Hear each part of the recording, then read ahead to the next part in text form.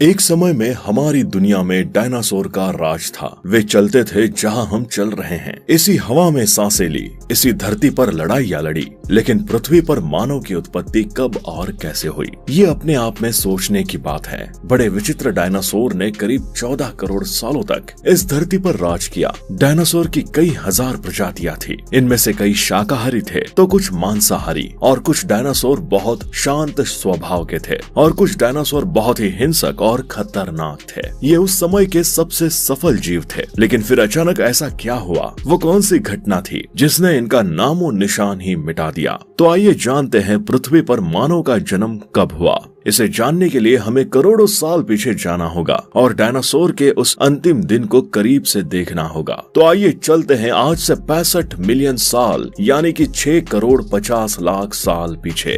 आज से लगभग 6.5 करोड़ साल पहले धरती पर मौसम सामान्य था। चारों ओर सूरज की रोशनी बिखरी हुई थी, लंबे लंबे पेड़ों से टकराती समुद्र की ठंडी हवाएं और चारों तरफ डायनासोर के चिल्लाने की आवाजें। जब ये सारी डायनासोर प्रजाति आराम से धरती पर अपना जीवन बिता रहे थे, तब 10 करोड़ साल पहले ही इनकी किस्मत लिखी जा चुकी थी। 10 करोड़ साल पहले एक छोटा एस्टेरॉयड का टुकड़ा जो अंतरिक्ष से आ रहा था, वो पृथ्वी से लगभग 20 करोड़ मील दूर मंगल और बृहस्पति के बीच क्षुद्र बेल्ट में घूम रहे एक बड़े एस्टेरॉयड से जा टकराता है। इस टकराव से उस बड़े एस्टेरॉयड की दिशा बदल जाती है और वो क्षुद्र ग्रह बेल्ट से निकलकर सीधे पृथ्वी की ओर 22,000 मील प्रति घंटे की रफ्तार से बढ़ने लगता है। 40 किलोमीटर के व्यास वाला ये ट्रिलियन मैट्रिक टन का ये एस्टेरॉयड प्रत्येक सेकंड के साथ साथ पृथ्वी के तरफ बढ़ता जा रहा था। ये एस्टेरॉयड जब पृथ्वी के वातावरण के संपर्क में आया तो इसकी रफ्तार एकाएक 70,000 किलोमीटर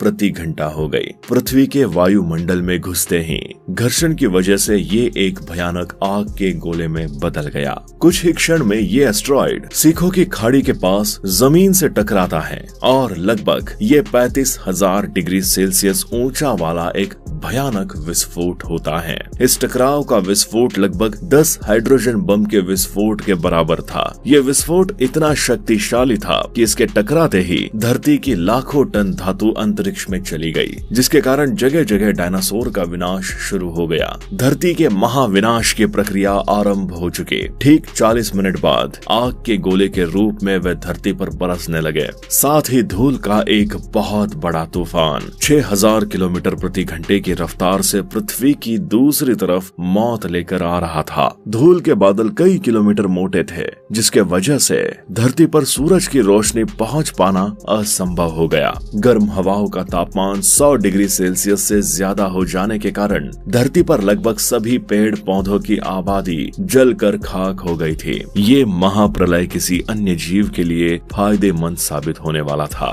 धरती पर डायनासोर का अंत एक छोटी प्रजाति के लिए एक सुनहरा अवसर लेकर आया, और वो प्रजाति थी मैमल्स की। मैमल्स क्या थे और ये कैसे बच गए महाप्रलय से? आज से करीब 40 लाख साल पहले अफ्रीका के पूर्वी इलाके में एक नए पर्वत श्रृंखला का निर्माण हुआ, ईस्ट अफ्रीकन रिफ्ट वैली का। ये पर्वत यहाँ आने वाले मौसमी हवाओं के लिए एक अवरोध बन गई थी, और इस वजह से यहाँ के जंगलों में बारिश आनी बंद हो गई। यही इसी जंगल में रहते थे। ये पेड़ के ऊपर रहते थे जहाँ उनको खाने की कोई कमी नहीं थी। इस वजह से ये हमेशा पेड़ों पर ही रहते थे। लेकिन अब यहाँ समय के साथ साथ सूखा पड़ने लगा। बिना बारिश के जंगल पूरी तरह साफ हो गए। एप्स के लिए खाने की समस्या उत्पन्न हो गई। खाने की तलाश में इन्होंने पेड़ों से उतरने का निर्णय लिया, जो थे एड्रिपिथेकस रेमिड्यूस। ये हमारे पूर्वज थे जिन्होंने बहुत बड़ा निर्णय लिया था। इनका दिमाग एक संतरे जितना बड़ा था और आकार में 4 फीट लंबे होते थे।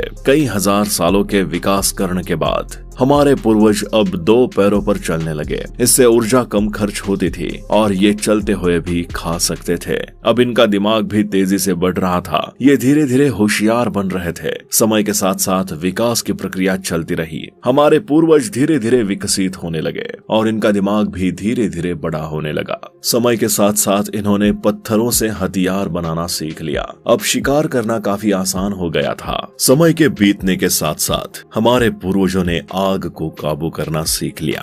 आग की खोज हमारे पूर्वजों के लिए सबसे बड़ी खोज थी। ये उन्हें गर्मी, रोशनी और अंधेरे में सुरक्षा देती थी और उसी वजह से अब परिवार भी बनने लगा। हमारे पूर्वज अब साथ साथ रहने लगे। आग में पका मांस चबाने में कम ऊर्जा खत्म होती थी और इसी वजह से ये ऊर्जा अब उनके दिमाग में खर्च होने लगी। हमारे पूर्वजों का दिमाग अब काफी बड़ा हो चुका था। बात अगर इंसानों की उत्पत्ति की आती है तो वैज्ञानिकों का नजरिया हल्का बदल जाता है। हालांकि अलग अलग वैज्ञानिकों ने इन मामले में अपने अनेक तर्कों को सामने रखा है। अब इसमें कौन सा तर्क ज्यादा सही और सटीक है, इसका चुनाव कर पाना अब भी संभव नहीं हो पाया है। इंसानों की उत्पत्ति के संदर्भ में कई एक वैज्ञानिक ये भी मानते हैं कि जीवन की शुरुआत समुद्री जीवों से हुई और यदि समुद्र से जीवन की शुरुआत हुई तो ये भी निश्चित है कि मनुष्य भी समुद्री जीव ही था और विश्व के सभी बड़े वैज्ञानिकों का समूह तर्क भी यही है। आज से 2 लाख वर्ष पूर्व आधुनिक मानव यानी होमो सेपियंस अफ्रीका से आया और पृथ्वी पर मौजूद पूरी मानव जाति के पूर्वज भी यहीं से आए हैं। अफ्रीका से पूर्व का मानव आधुनिक मानव नहीं माना जाता था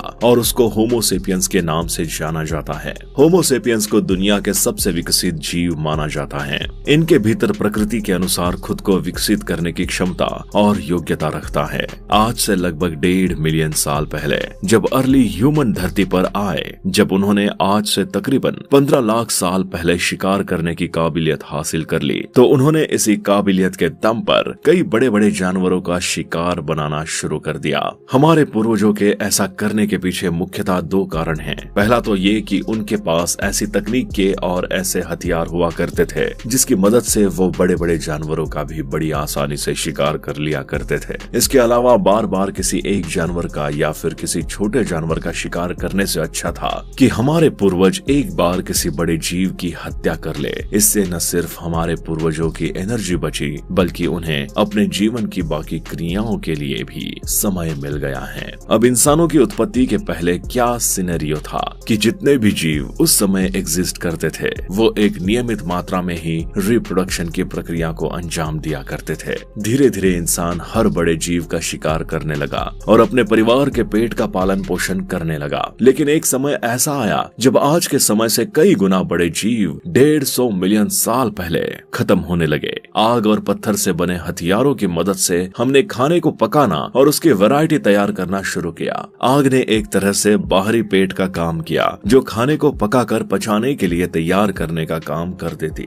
इससे हमारे खाने में लगने वाला काफी सारा वक्त बचने लगा। जैसे चिंपांजी को ही ले तो वो अपने दिन का 50% हिस्सा खाने और उसे पचाने में लगाता है। जायंट पांडा को ले तो वो 10 से 12 घंटे खाता है और फिर पचाने में काफी वक्त लगाता है। जैसे जैसे हमने मांसाहार कम किया हमारी संरचना बदलने लगी। जबड़े और मोलर दांत छोटे हो गए। होमो हैबिलिस के जीवाश्म बताते हैं कि उन्होंने मांस और शाकाहार दोनों साथ साथ लेना शुरू कर दिया था और कुछ इस तरीके से इंसानों में भोजन की सभ्यता विकसित होने लगी। धीरे धीरे हमारे पूर्वज मांसाहार से शाकाहार की तरफ बढ़ने लगे और आज आलम यह है कि हमारा शरीर मांसाहार और शाकाहार दोनों खाने के लिए बना हुआ है। तो दोस्तों अब तो आप जान गए होंगे ना कि किस तरीके से पृथ्वी पर मनुष्य की शुरुआत हुई और पहला इंसान कहां से आया।